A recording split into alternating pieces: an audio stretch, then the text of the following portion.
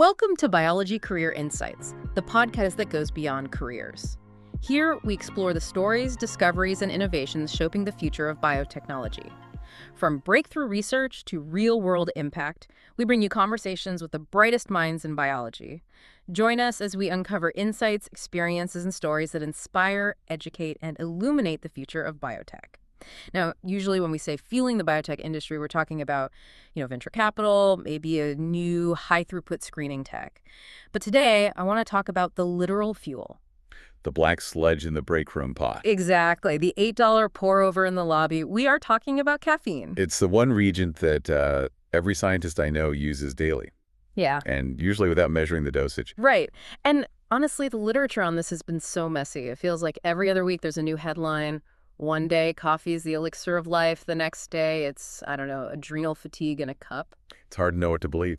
It is. But we're doing a deep dive today because a massive new piece of research just dropped that it might actually settle the score, at least when it comes to our brains. That's right. And when you say massive, you are not exaggerating. This isn't some small survey of 50 undergrads. We're looking at an original investigation published in JAMA, the Journal of the American Medical Association. It just went online yesterday, February 9, 2026. Okay, and the title is Coffee and Tea Intake, Dementia Risk, and Cognitive Function. It's coming out of the Harvard T.H. Chan School of Public Health. Look, I'm skeptical by nature when it comes to nutritional studies. As you should be. It's just notoriously hard to track what people eat over a lifetime. So before we get into the coffee saves your brain headlines, convince me. Tell me about the data quality. What's the scope here? I appreciate that skepticism, and frankly, that's why this study is so important. The researchers, led by Yuhan Li, they used two of the most robust data sets in existence, the Nurses' Health Study and the Health Professionals Follow-Up Study. Okay, so those are the heavy hitters. They really are. We're talking about 131,821 participants. And the key here, the really critical part, is the duration. The Nurses' Health Study started collecting this specific data back in 1980. 1980? And the Health Professional Study started in 86. So we are not asking a 70-year-old to try and remember how much coffee they drank when they were 30. We're looking at data that was actually collected when they were 30. Precisely. They used food frequency questionnaires every 2 to 4 years. They followed these people for up to 43 years. The median follow-up was almost 37 years. That is incredible. It lets you see the real long-term patterns, instead of relying on faulty memory decades later. That definitely changes the weight of the evidence for me. And I assume, given the focus, these people were healthy at the start. Yes, that's a crucial point. At baseline, every single one of those 131,000 people was free of cancer, Parkinson's, and dementia. So we're really watching the natural history of aging in a clean cohort. But over 40 years, people get sick. They do. And that's the grim statistical reality that makes this study possible.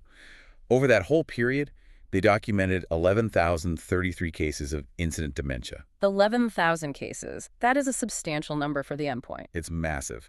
And it gives us enough statistical power to really drill down into the variables. Separate coffee from tea, decaf from regular, and control for things like smoking or exercise. Okay, so the data set is solid. Let's get to the question everyone is asking. I am, right now, halfway through my second cup of the day. Is this habit protecting my brain? Or is it just keeping me from falling asleep at my desk? Well, if you're drinking caffeinated coffee, the news is very good. Okay. The headline finding is a significant inverse association between caffeinated coffee intake and the risk of dementia. Inverse association. So scientists speak for more coffee equals less dementia, but let's quantify less. Are we talking a 1% difference or something real? Oh, it's much more meaningful than that. When they compare the highest quartile of consumption, so that the people drinking the most to the lowest quartile, the hazard ratio was 0.82. 0.82. So that's roughly an 18% reduction in risk? Correct. An 18% lower risk of developing dementia over that 40-year window. Yeah. And if you look at the raw incidence rates, the picture is even more stark. How so? In the low consumption group, you had 330 cases of dementia per 100,000 person years. In the high consumption group, that dropped to 141 cases. Wow, that's less than half. It is. Now, of course, we have to be careful. Raw numbers don't account for other factors. That 18% reduction is the number after they adjusted for all the confounders. But still, an adjusted 18% reduction for a dietary habit, that's a huge signal in this field. It really is.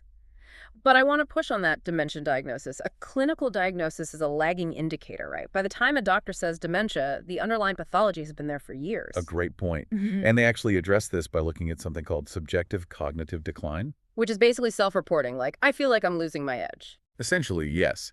It's asking people about memory lapses, trouble following conversations, that sort of thing. It sounds soft, but subjective decline often precedes a clinical diagnosis by years. So what did the coffee drinkers say? Did they feel sharper? They reported significantly less decline. The prevalence of subjective cognitive decline was 7.8% in the high coffee group, compared to 9.5% in the low group. So they aren't just avoiding the diagnosis, they actually feel like their memory is better. That's what the data suggests. Okay, so strong correlation. But you know the saying, correlation isn't causation. Coffee is a complex chemical soup, right? It has antioxidants, polyphenols, hundreds of things. How do we know it's the caffeine? This is where the study gets really elegant. They were able to isolate the drug from the delivery mechanism, so to speak, by looking at the decaf drinkers. Ah, the control group we didn't know we needed. Exactly. I mean, if the benefit was coming from the other compounds in the bean, the decaf drinkers should see the same protection. The chemistry is largely the same, just without the caffeine. So did they? Did the decaf drinkers get that 18% reduction? No, they did not. Really? At all. The study explicitly found that decaffeinated coffee intake was not significantly associated with dementia risk. The signal just, it flatlined. That is damning for decaf, but it's fascinating for the biology. It's the smoking gun. Yeah. It really suggests that the neuroprotective mechanism is specifically tied to the caffeine molecule itself. It's not just about drinking coffee, it's about the pharmacological action of caffeine. So we're talking about adenosine receptors. That's the leading hypothesis, yeah. Caffeine is an adenosine receptor antagonist. By blocking those receptors, we might be reducing neuroinflammation or maybe changing how neurotransmitters get released. In animal models, caffeine has been shown to reduce the buildup of amyloid beta. The stuff that forms plaques in Alzheimer's. The very same. So this huge human study, it basically validates those animal models on a massive population scale. Okay, but what about the tea drinkers? I know plenty of people in the lab who say coffee is too harsh and they stick to tea. They're getting caffeine, sure, but in a different package. The tea drinkers are also in the clear. The study found very similar associations for tea intake. Higher consumption was linked to a lower dementia risk. Which again points back to the caffeine theory. It does. I mean, tea has other good stuff, flavonoids and things that help vascular health, which also helps the brain. But the consistency across caffeinated coffee and tea and that total lack of effect in decaf, it really points the finger at caffeine as the primary driver. So we've established caffeine is likely the active ingredient. Let's talk dosage. Because, the dose makes the poison. If 18% reduction is good, does drinking 3 pots a day make me invincible? Should I just be vibrating through my day? I would strongly advise against the vibrating strategy. And the data backs me up. The association they found was nonlinear. So not a straight line. Right. It's not a case of more is always better. It levels off. There's a sweet spot where you get the maximum benefit. All right, give us the prescription. What's the optimal daily dose according to 40 years of data? For caffeinated coffee, the sweet spot, the most pronounced difference, was observed at approximately 2 to 3 cups per day. 2 to 3 cups. That's surprisingly moderate. That's normal. It is. It's a very standard amount. A cup with breakfast, maybe another mid-morning, and you're right there in that zone of maximum observed benefit. And for tea? Little less. For tea, the sweet spot was around 1 to 2 cups per day. So we are not talking about mega dosing at all. I imagine once you get past that 3 or 4 cup mark, you start getting negative side effects that cancel out the good. Exactly. I mean, think about it. If you're drinking 6 cups of coffee, you're probably wrecking your sleep quality. And we know poor sleep is a huge risk factor for dementia. That's when your brain cleans itself out. So if you drink so much caffeine you stop sleeping, you're likely undoing any benefit you might have gotten. It's a balance then. Enough caffeine to get that neuroprotective effect, but not so much that you wreck your sleep. Precisely.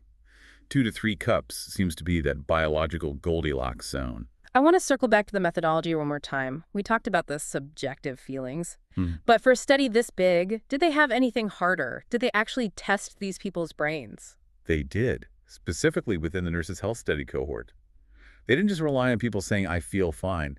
They administered telephone-based neuropsychological tests. Over the phone, how does that work? It's a validated tool called the ICS, the Telephone Interview for Cognitive Status.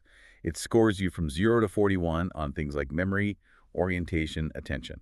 They also calculated a global cognition score from a bunch of different tests. And did the coffee drinkers ace the test? Well, ACE might be a strong word, but they did score higher. The people in the highest quartile of coffee drinking had a higher mean taste score compared to the lowest. The difference was 0.11 points. Okay, 0.11, I have to be the cynic again. On a 41-point scale, 0.11 sounds microscopic. Is that actually meaningful? It's a valid question. And for one individual person, no, you wouldn't notice a 0.11 point difference. But in population health, shifting the average score by even a tiny fraction can have huge implications for how many people fall below the cutoff or impaired at the bottom end of the curve. Ah, right. It just shifts the whole bell curve slightly to the right. Exactly. But we should also be transparent about the global cognition score. There, the difference was 0.02, and the p-value was 0.06. Oh, 0.06. So for listeners, the standard cutoff for statistically significant is usually 0.05, so it just missed the mark. It's right on the border. We call it trending toward significance. It doesn't cross that strict threshold, but it points in the exact same direction as all the other data. It shows the nuance. This isn't a magic pill. It's a subtle, consistent signal of preservation over a lifetime. Okay, let's talk about the people themselves. Nurses, health professionals. These are generally well-educated, probably more health-conscious people. Could it be that coffee drinkers in this group just happen to also exercise more or eat better? That's the classic healthy user bias. And the researchers did their best to adjust for it. They controlled for smoking, physical activity, diet quality, BMI, alcohol, everything. And even after stripping all those variables away, the caffeine signal remained. But you can never fully rule out reverse causality, right? The idea that maybe people stop drinking coffee because they're starting to get sick. That's the hardest nut to crack in these studies.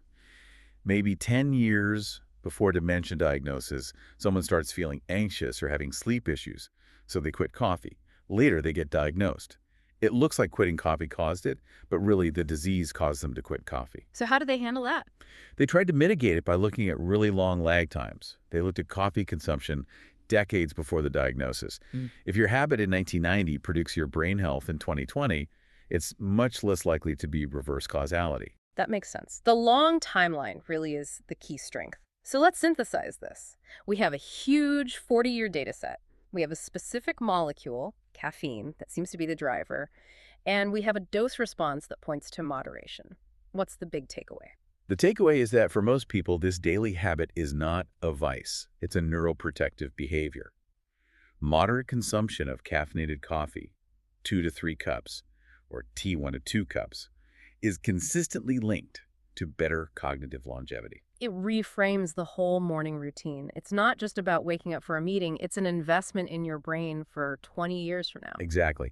And for our audience in the biotech space, this is a perfect example of how epidemiological data can identify new targets.